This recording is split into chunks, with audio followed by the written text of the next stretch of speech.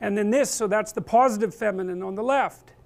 And then on the right, that's the Gorgon, and that's the thing that fills you with terror when you look at it.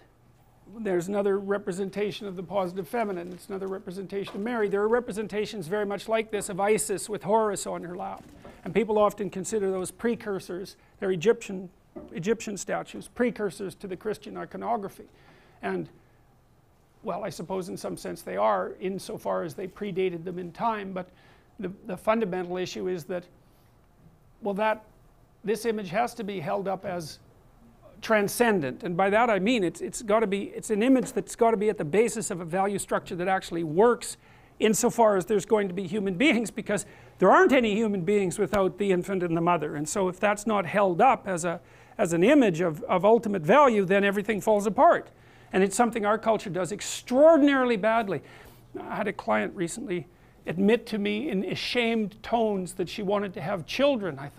And I said, well, you don't have to be ashamed of that, especially not if you're talking to me. And she said, oh, that's such a relief, because I can't talk to anyone about it at work. They seem to think that it's, you know, degrading. I thought that you can hardly diagnose a culture as more pathological than that. That's so appalling, and it's so hard. It's one of the things I really feel badly for young women, because they're not guided through this with any sense whatsoever. And I'll tell you what my experience has been working with women, and you can take this for what it's worth. And I've worked with women who've achieved the highest levels of their profession. I don't mean just in academia, but in a number of different fields. This is what happens. We'll take the typical woman, conservative woman, because they're more typical, conscientious, not particularly open. So they're dutiful people, you know, they're existing within the structures of their society. So I'll take female lawyers as a classic example. So they're very good in high school, very hardworking, very intelligent, but very dutiful, and often rather agreeable. And that's important because it means to some degree that they want to please and they'll do what they're told. And so part of the reason I think that women are outperforming men in elementary, junior high school, and university is because they're more likely to be obedient. And I know that to some degree because we did analysis of students in Quebec and found out that one thing that predicted grades over and above intelligence and conscientiousness was agreeableness, and agreeable people got better grades than their IQ and conscientiousness would predict. And that's particularly negative for men. So imagine this is what's happening.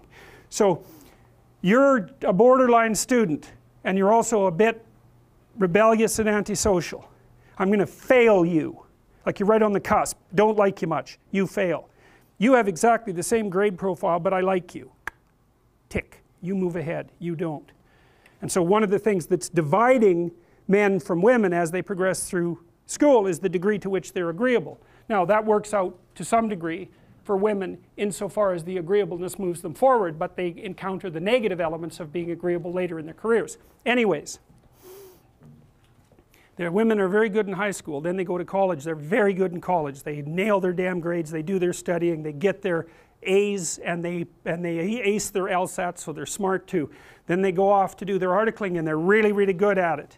And then they get offered an associate position and they're really, really good at it, and then by the time they're 30 they make partner, and let's say they're in high pressure, high paying jobs, $250,000 a year, $300,000 a year, $500 an hour. Okay, what's your life like? You work all the time, period. 70 hours a week, 75 hours a week, flat out, and you don't get to make any mistakes. And if your client calls you at 3 in the morning on Sunday, you say, I'm really glad to hear from you, because if you don't, there's some hot law firm in New York that'll take your client from you at a moment's notice. And the client is paying you, whatever, the firm, $750 an hour, of which maybe you get $350, and what they want is an answer about something really complicated, right bloody now. And you can say all you want about the fact that women have a difficult time with that because it's a male-dominant patriarchy. Any female lawyer who's hit 30 and is a partner that has any sense at all knows that's complete bloody rubbish. It's market determined right to the core. What happens to the women when they're in their 30s? They all leave the high-end law firms. Why? Because who in their right mind would want to live like that? That's the issue, right? Once you make about $60,000 a year for your family, but let's say for you personally, additional income has zero impact on your quality of life. Zero. So why work 80 hours a week? Well, men will do it, some men, very few. a handful of hyper-competitive men who are obsessed with hitting the pinnacle of the given dominance hierarchy they're in will happily work 80 hours a week, and they'll forego everything else, relationships, family, children, way in the second category. And so those men are often very difficult to live with too, because they're so obsessed with their career. It's hard to have a relationship with them. And maybe they don't have much of a relationship with their kids, but they're damn good at what they do, and part of that is they're smart and disciplined, and they'll work non-stop all the time. It's like an obsession, and that's the sort of people who run things. Those are the people who run things. Well, they're often also disagreeable too, because you want to manage people? Really? They're not going to like you.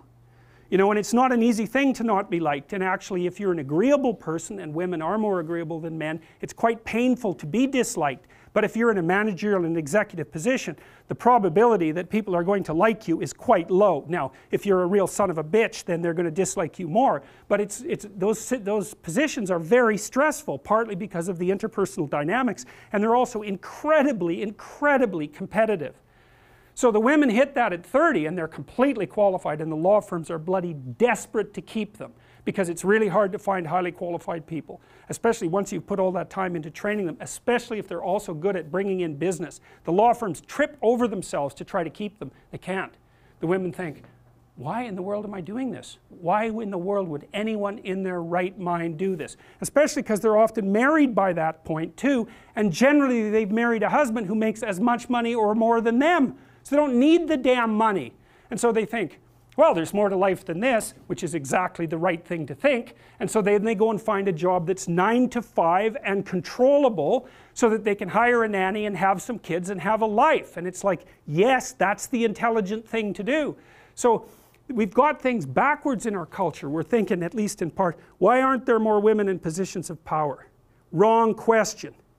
The right question is, why are there any men at all who want those positions of power? Because it's not just positions of power. You have to be such a knothead to think that. Oh, it's a position of power. It's like, sure, but it's a position of overwhelming responsibility. And if you make mistakes, you're done. Right? It's not like you occupy that position of power and everyone does what they're told all the time and your life is easy. It's like, forget about that. People are on your case to do exactly the right thing all the time, 100% of the time.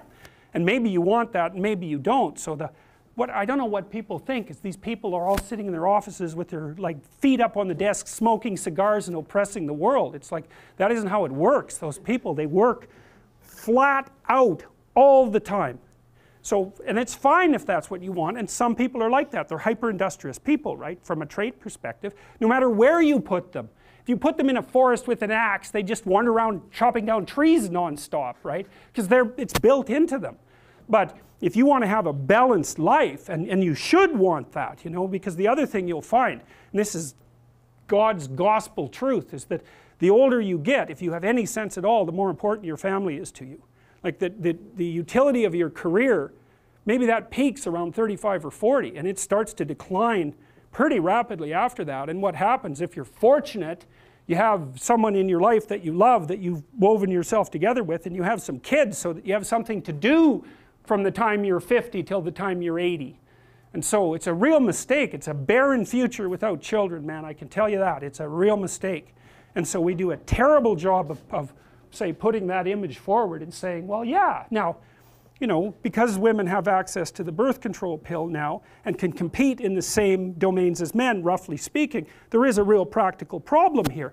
It's partly an economic problem now, because when I was roughly your age, it was still possible for a one-income family to exist.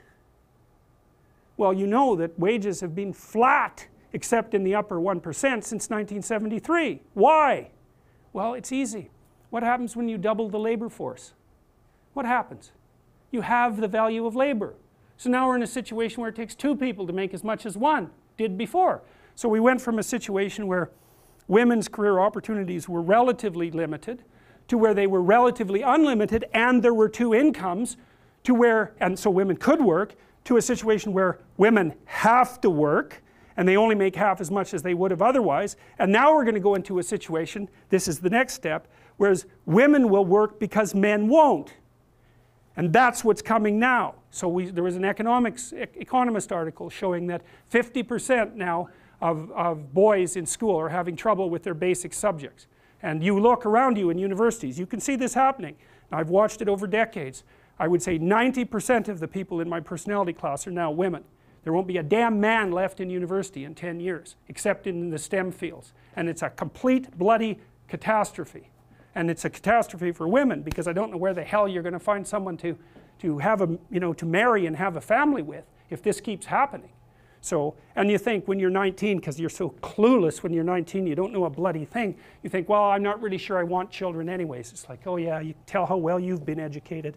Jesus, dismal. Dismal. Without fail, I got to tell you, without fail, I've watched women go through their professional careers, many, many of them. It's a very rare woman who at the age of 30 doesn't consider having a child her primary desire. And the ones that don't consider that, generally, in my observation, there's something that isn't quite right in the way that they're constituted or looking at the world. Sometimes you get women who are truly non-maternal, by temperament.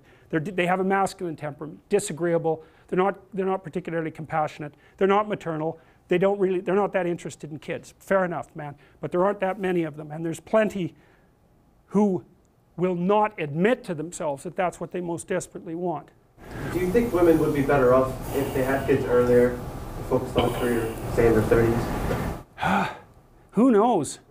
It's like it really is a problem. That seems like a more rational decision to me. Yeah, it's a really tough one. I don't think anybody knows the answer to that, because I mean, if you're 35 and your kids are, say, 10, 11, yeah, then you can go get a bachelor's degree, get your master's.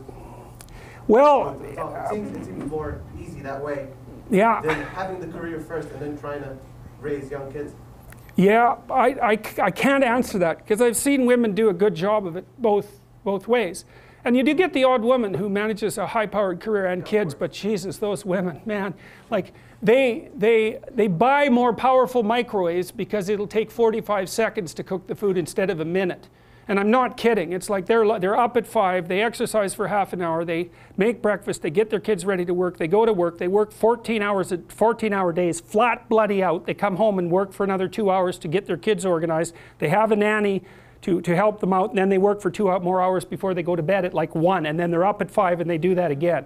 And I'll tell you, you better be tough if you're going to do that, physically too, because you'll just burn yourself to a crisp. I've seen some women manage it, but they're tough and they're rare, because that's a hell of a regimen. And then if anything goes wrong, you have a sick kid or something like that, or there's any sort of crisis in your family, it's just, then it becomes too much. And I don't know the answer to that, I mean, the advantage women have is they live about 8 years longer than men, because testosterone kills men. So, Yeah, but they have a limited time span to have children, right? well, that's right. They pay up front and gain in the long run. But it isn't clear how our society should sort this out. We don't know, and it's partly we don't know what to do now that women have control of their reproductive function. It's a big mystery. Yep. I don't have an answer to that either. But I think from a practical aspect, and this goes for both men and women, even if women were to enter the workforce later on, they'd be at competition with people who are younger, and that's always a conflict in the workforce. And people are always hiring younger talent because of how long they can be in the workforce. Yeah. Yes, well, and the thing is, young stupid people have the advantage of being young. Middle-aged stupid people have the disadvantage of being middle-aged. And so if you're going to hire a young stupid person or a middle-aged stuped person, you'll go for the young stupid person. And by stupid, I mean, I'm being sarcastic, obviously, but I mean without experience and just getting started in the world. You're much more likely to favor someone young because there's an instant explanation for their relative cluelessness. And it's a problem,